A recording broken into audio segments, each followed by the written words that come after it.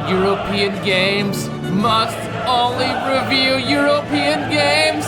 European only! European only! Oh, thank the gods. It's been 1 week since you looked at me. Cocked your head to the side and said I'm angry. Back in late 2022, after apologizing for a rough state of my schedule, I announced that I set up a self-imposed challenge, where I only reviewed European and British games in 2023. And it seemed like it worked. I even reviewed a mod for a Japanese game made by a Brit. I'm sure that counts. But fuck, I'm glad that it's over. Let me celebrate by reviewing something from overseas. And then come back to reading British shovelware. I am that sort of woman.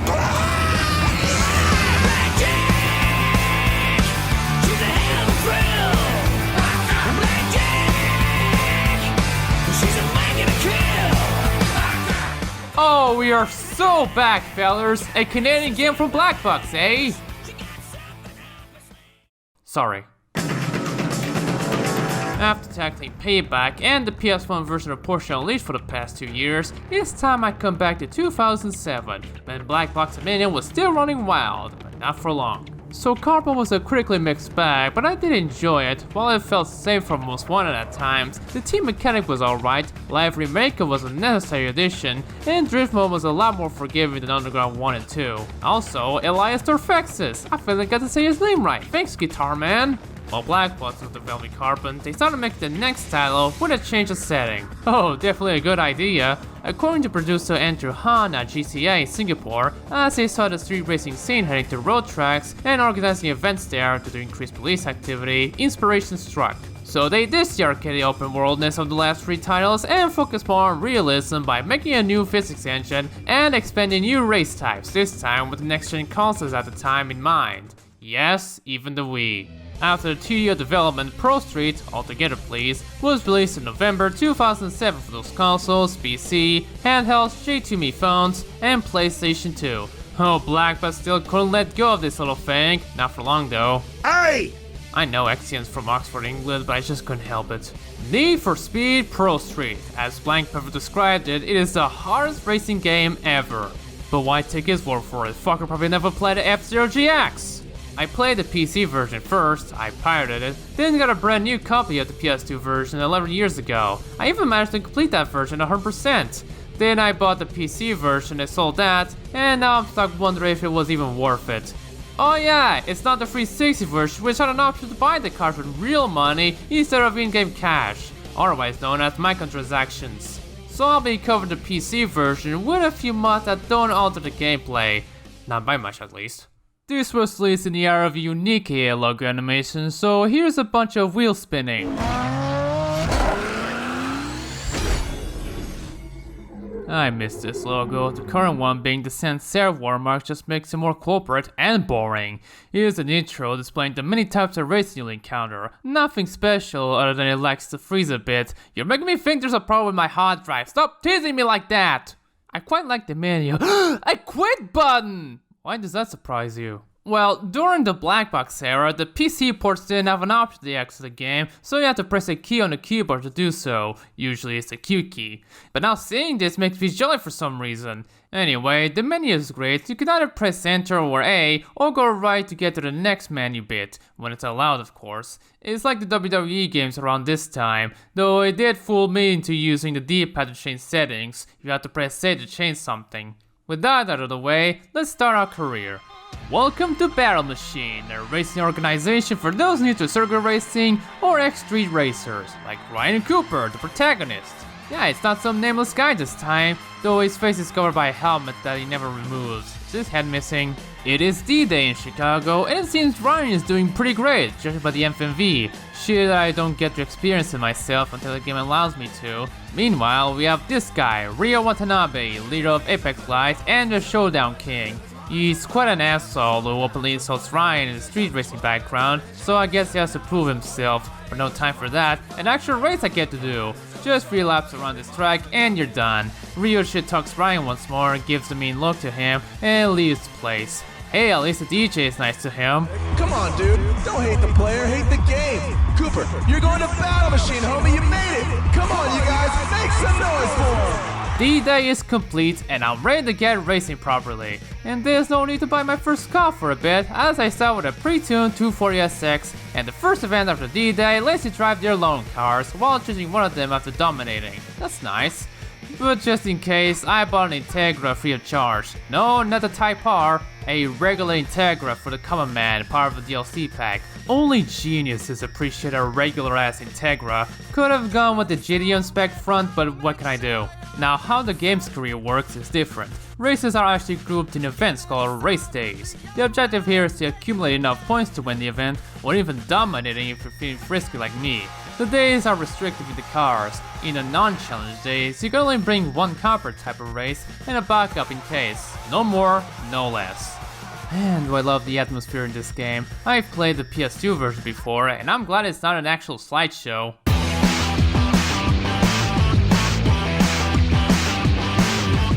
I might be cheating a bit because I'm using an HD Reflections mod, but aside from that, with its graphics set to the highest possible settings, it looks beautiful. The car models look great, mostly accurate and very detailed by 2007, better than Forza 2 that same year.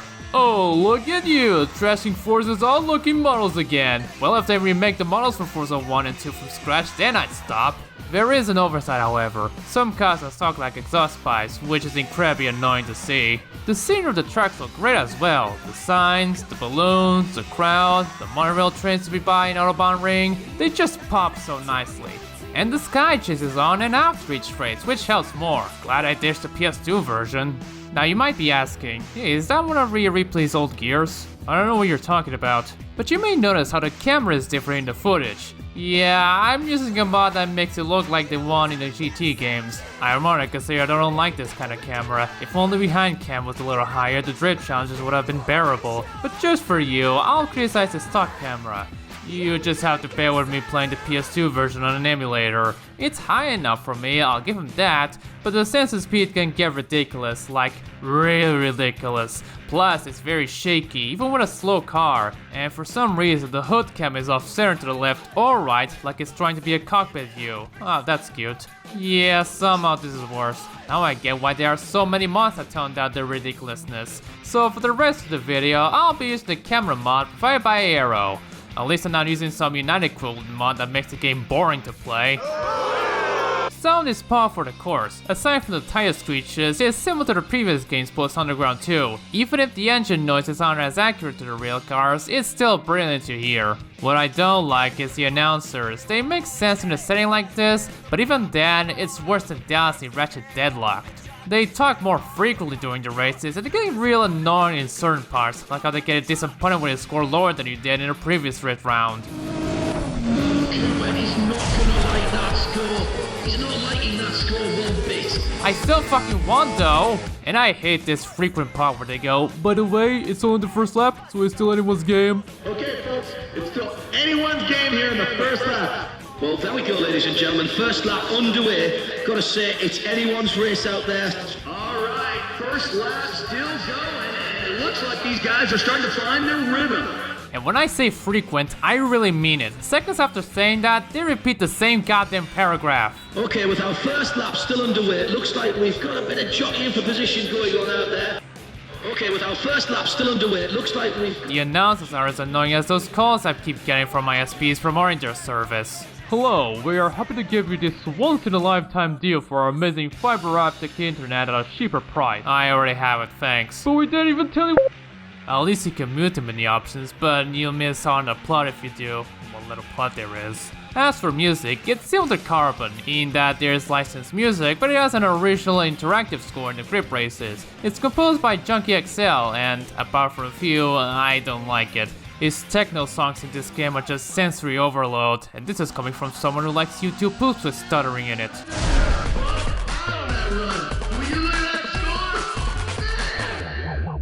Usually I like his techno stuff, with Death Beat being one of my favorites, but some of his stuff in the game just isn't good for me. There are no Waters of Nazareth. Really, they make me want to listen to the Forza 1 soundtrack instead. Speaking of rock, I only like two of them the most, the Kelomania and Breakpipe and Hose, my favorite of the soundtrack.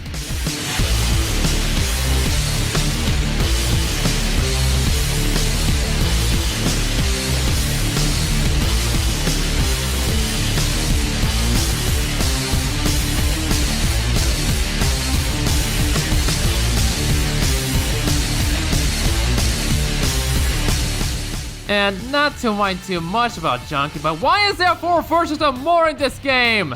The rest of the soundtrack is a bit of a mixed bag. There's stuff that I like, including Fucking Airball Mate, Uncle's Restless, the drum and bass remix of No Good by Plan B, and the Karma Harvest remix of I Used to Dance with My Daddy. What the? There's no way that a song with a title like this and sounds like this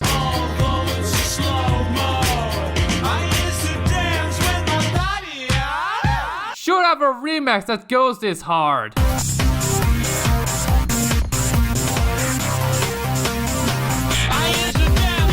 Songs that are just mad to me, like DOE's remix of Block Party Sprayer. I prefer the original. Shit that just noise to me. And then there's this. Okay. It isn't terrible, and it fits the Racing Festival vibe of the game nicely. I just heard better. Not to knock on Wolf Like Me, great song and all, but I prefer New Health Rock. Of course, there's the usual mute of questionable language to keep this game 3+ rated. You got them all, causing waterfalls, stone walls, bras, common styles that come to the house. Less boys, less minds, less cats. More girls, more women, more. You can always tell. By his cologne and the watch on his wrist. I need to make a tangent here. What the fuck is this song even about?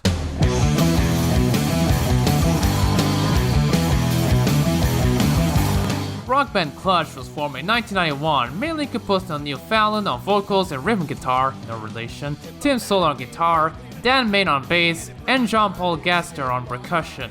The song Power Play is part of their 8th album, From Bale Street to Oblivion, released months before this game.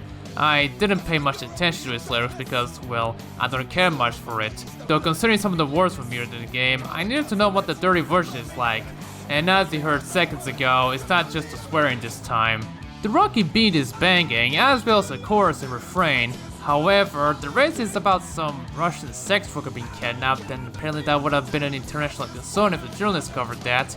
And that's just from the first verse. I'm guessing the sex worker was giving service to some high-ranking politician, if that's a good enough reason to call the consulate and burn the evidence. I don't think there's some deeper meaning to the song, it just piqued my interest when I heard the song censored in the game. Still, pretty good song and all that.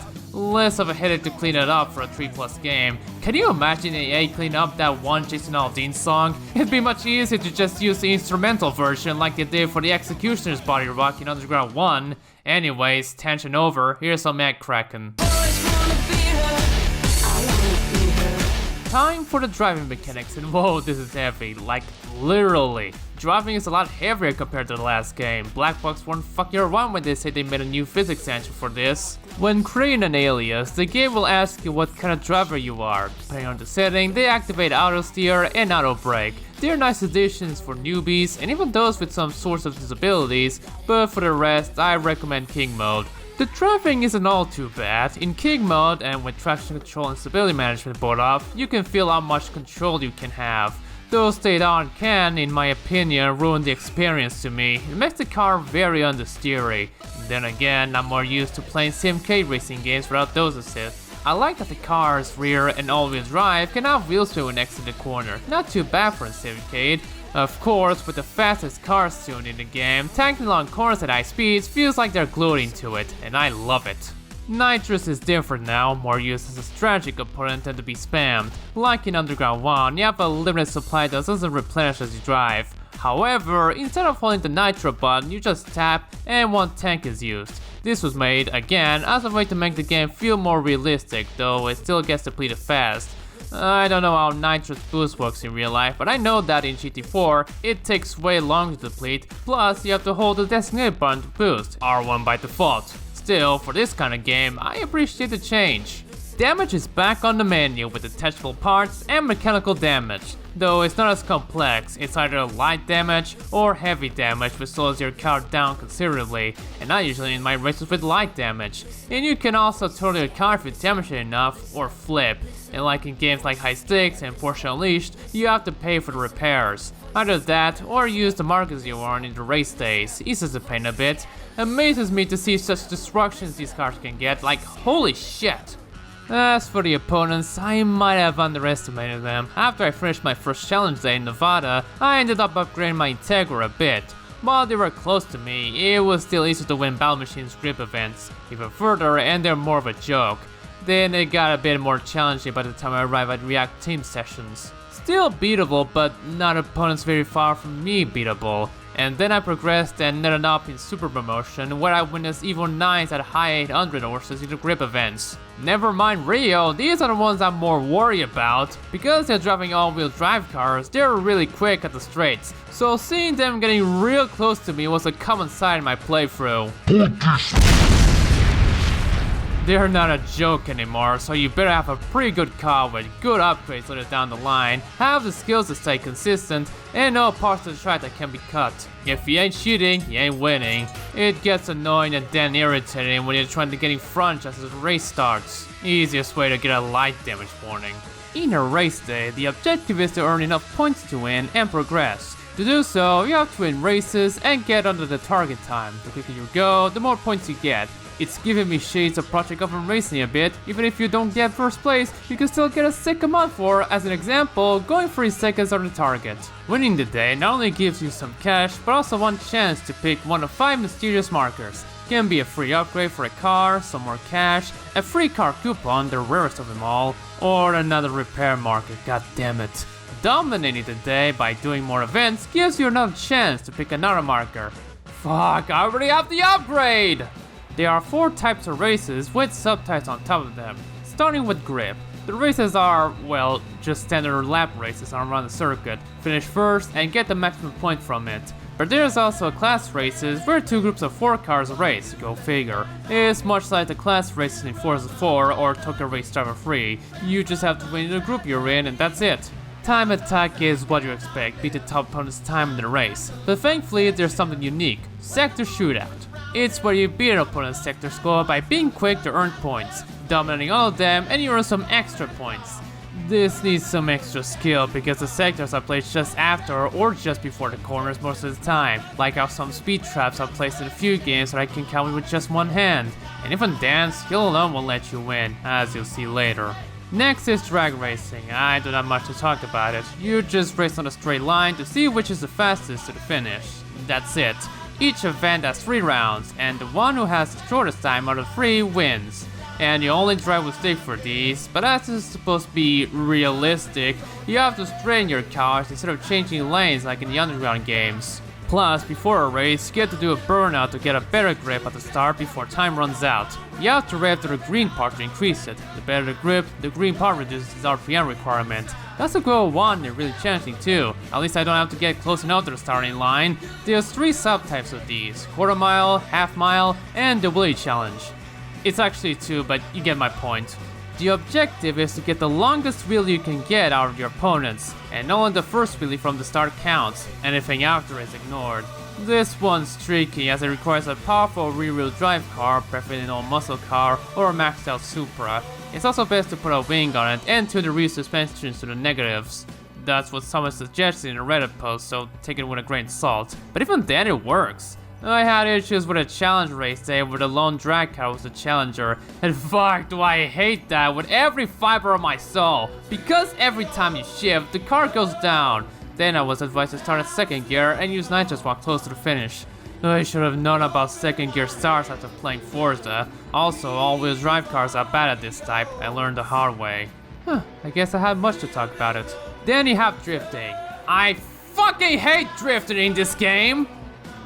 At first, this was a lot less forgiving compared to Carbon. Drifting is a lot heavier for one. Flinking from one corner to the other feels so stiff, and trying to do a high-speed drift with a handbrake can fuck up your score. This takes a lot of balls to do it well, but even if my mediocrity reaches the 2000 points area, sometimes I'd still win. Damn, you guys just suck. I've heard that drifting in this game is actually broken. It takes a while to get used to it, but if you keep drifting and periodically apply the handbrake in the straights, you'd get massive points. Plus, casual mode can even help you a lot. I only got to know these tricks when I got way late in the game. Now, drifting in race purpose rush where they're wide, I can do it just fine. Even with the non-scoring zones in a way, I could easily beat my opponents. most of the time. But if it's something like the Dockyards, where it's 90-degree turns, narrow paths thanks to the grass patches being replaced by walls, and improvised slalom sections, I'm in hell. And I've been in hell for 3 days. I had my limbs ripped off and was then dumped in a frozen lake for what the demons hoped would be an eternity. And I still think that's better than even trying to win this piece of shit. Even worse is if a challenge race day gives you a terrible car to drift with like a Dodge Viper. Yes! I'm calling the Viper terrible! Come at me! Thankfully, there's only one drift type, and much like drag racing, it's 3 rounds in one event. The one with the highest score in one of the rounds wins. Finally, we have the speed races, which— oh god! Oh god! Oh god! They're simple to understand. The speed challenges are just regular sprint races to the finish, sometimes circuit races. The main gimmick is that you're going real fast, and you have to get behind the opponents to get even more speed. The drafting in this type is really ridiculous compared to the grip races. You also have to pay attention to corners, even at obstacles on the way, especially in the Ibiza tracks. If you have vertigo, don't do any speed events, for the love of God. I can understand that it's a frustrating type to race. You're going as fast as a bullet train, and there's more chances of getting your car totaled. Even the opponents are not immune to this. But still, I've played harder races than this. Rounding this up is a top speed run, which is speed trap from the previous games. You accumulate the total speed captured by the checkpoints. And of course, the one with the most kilometers per hour wins. Though you don't get penalized if the first place opponent crosses the finish line first, so there's more leeway this time. When it comes to progression, it's just simple. You must win a set amount of days and dominate a few to enter a showdown to get to the next organization. But in order to confront the Elite Kings, you have to break the score records at the days. 10 records for each race type. And again, it's a big change from the standard stuff for the previous 2 games, and I actually love it. I really wish more games had that progression system or similar, though I will say I actually hate navigating to career mode. The way it's designed makes it difficult to use with a controller. Trying to get to the DLC days is impossible with it, until you've done the normal ones on its side. Otherwise, you have to use the mouse to select them. This is just not good. It's worse than the main menu in the 3DO Need for Speed. Hello? Hi, are you interested in our amazing deal on fiber optic internet? No. Man, I hate being the service holder. The car list is a large one by NFS standards. Not only is it varied, it's chock full of some interesting stuff, such as the return of Honda and Acura cars. Why weren't they in the last 2 games? Because Honda were scared of cop chases and they only allowed EA to add them if it doesn't involve them. Cooler has prevailed since NFS 2015 though. Oh boy, different versions of the same car, as well as a GTR prototype that you can't even customize the fullest. What's even the point of that when it already has a production version of it that's actually much better at a cheaper price? God damn it! Some cars like the S2000 and the 03 Mustang are missing the Wii and PS2 versions however, but at least the Zonda appears in all versions. Can't forget about the ones from the Collector's Edition and the DLC packs. Maybe an oversight, but in the PC version, they're free of charge. Yes, right from the start, you can actually just get a Veyron or a McLaren F1 for free with no catches whatsoever. And with that reason, the online lobbies back then were inundated with players driving them. Now, I wanted to be fair, and aside from the regular Integra, I forced myself to only buy cars in this review until I finished the game. Then I'd go full ham on this shit. But it just wasn't meant to be, as you'll see why later on. Of course, more cars are unlocked after dominating the showdown challenges between organizations. Once you buy them, you must pick which type you want to use it for, and after that, you can't change it to something else. Wait, no, you can! I tend to miss some stuff in writing my scripts, like the test track in WRC3 or the RC side missions in GTA 3, but even I wouldn't miss out on the obvious stuff. Each car can have 3 blueprints you can make, but I'll only just stick to one and modify as I go. Nice though. I find the car customization a bit of a downgrade. The livery maker from Carbon is still here, and you can put decals anywhere in the windows. Forza is missing out on that stuff, as well as colorable aftermarket company decals. But I still cannot duplicate nor move multiple layers at once. Plus, there is a noticeable lack of hoods and body kits to choose from. There's only one white body kit, and the first 3 custom ones are just parts from the first Underground. This sucks. But don't worry, most visual parts can now be auto-sculpted, even the stock bumpers and skirts. And they actually have a purpose, in that they improve aerodynamics the more you slide the bars to the right. Also, everything is unlocked from the start, except not really. The only stuff that are unlocked are the stage 4 upgrades, which you can obtain one of them for a car you have by being lucky at the markets after winning and dominating, but still, everything else is unlocked right away. Don't think about maxing out your ride very early though. Now you're only limited by how much cash you have and what kind of car you're tuning. Good call on that part though. Good thing too that I can use the parts I own even if I change the car's type. Shame it doesn't transfer the visual stuff, so I have to try and recreate the livery I made before. Ugh. Dyno testing is back, yay! No animation for it though, boo. For the first time ever in a Need for Speed game, there are licensed racetracks. And they're not what you expect. Sure, there's the Sonoma Raceway, then known as Infineon Raceway, but then there's tracks you don't see very often in other racing games. Portland Raceway, Autopolis, Texas World Speedway, Ibiza Circuit, which severely lacks the main East Circuit for some reason, Willow Springs, looking more alive than in real life, and Mondello Park in Ireland. As in the Republic of Ireland, right? Yeah. Plus, the Porsche test track as part of a DLC pack. Damn, Mondello Park is cramped as fuck, and so does the Horse Thief and the street's layouts in Willow Spring. It's ridiculous. Now, who thought it was a good idea to have multi-car races in the Dread Tracks in Ibiza? Why isn't the East Circuit in there? It also has a few originals, like Autobahn Ring and the Nevada Highway, where its grip layouts look suspiciously like Watkins Glen but mirrored. And I don't like how the boot got moved elsewhere. This is cursed. This is the only track that I know of that lists the layout from a real-life one. If it turns out any of the tracks are rip-offs of others, let me know, because they don't look very obvious from me. Still, I like the scenery of the tracks. I love the Talk Yards a lot, where it's a mix of docks racing and highway racing. Still don't like drifting on them though. And now it's time for me to talk about this game's very deep and intricate plot. And by that I mean a plot as deep as a rain puddle. So Ryan Cooper is a former street racer who decided to become clean and do legal racing, and he must prove himself to be the best by beating Ryo Watanabe and the Elite Kings. I may sound like I'm reading a synopsis, but that's it. There's no betrayals, no twists, no second half breakup. It's more shallow than the plots of Most Wanted and Carbon, and they weren't very deep to begin with. It's as simple a plot as the Tokyo Extreme Racer games, and as someone who played and talked about Payback, I'm okay with that. At least Ryan is as mute as any Black Box Pro tag. Jack Rourke isn't a mute. Who? Well, I finally managed to get on Rio's nerves and get to race with him. But first, I decided to confront the Elite Kings. And to do so, I have to dominate, yes, dominate 3 of each King's race days before confronting one of them. First up is Ray Krieger of the Grip Runners. I got lucky in the first GFX day at Mondello Park thanks to this cutting GP track, and because I don't want to get fucked by the Evos, I bought one myself and upgraded it to stage 3 parts. And even if it's pretty fast, despite limiting at 342k an hour, it's just so understeering, my god. No wonder Mitsubishi went downhill when Makinen moved to Team Subaru back in 2002. Still, it wasn't frustrating. And then Willow Springs happened. The races as a time attack were not difficult, but holy shit! This day made me hate sector shootouts. Even if you have the best car money can buy, you'll still get fucked. Your opponents somehow get more points than you, even if you're ahead of them. I promised myself not to get a McLaren F1 until I finished the game, but I got so frustrated losing to these events that I went and got it. Even then, I still kept getting screwed. I don't know how exactly it works, but I get the feeling I get less points if I drive a really fast car. Don't quote me on that.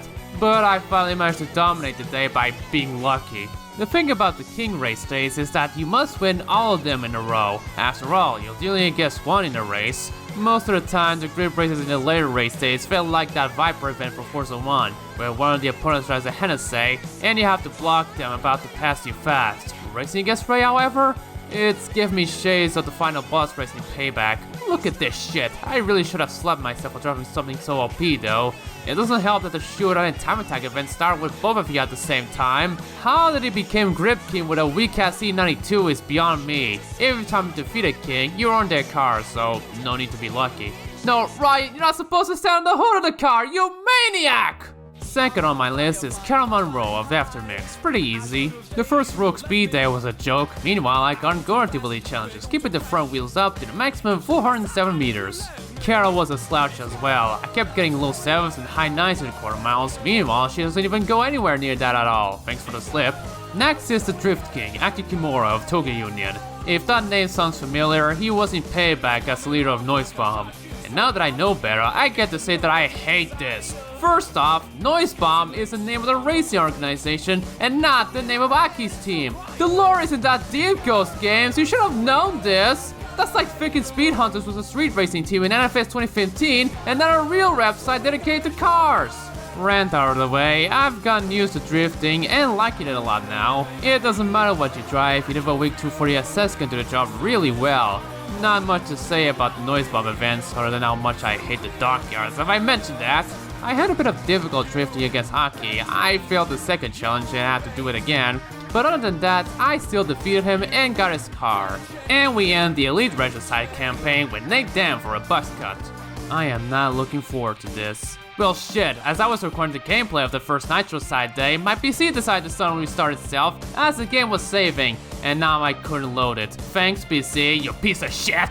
At least I can download saves for it on the internet, so I grabbed one that has all the race days done, and all I have to do is defeat the kings. I'm not bothered to do the Nitro side days before dueling Nate, I just want to get this over with. Nate has the same problem as Ray. Despite being the Speed King, his driving is way safer. He's slower than the Viper the save provided me, but what I'm more worried about was the place chosen, Nevada Highway. I can see why this is one of the hardest because the tracks are really bumpy. This downward slope jump catch me off guard twice. I almost thought it would total my car. The camera mod doesn't help matters. I really don't blame Nate now, but since he was so slow, I got to go safe and still won his car.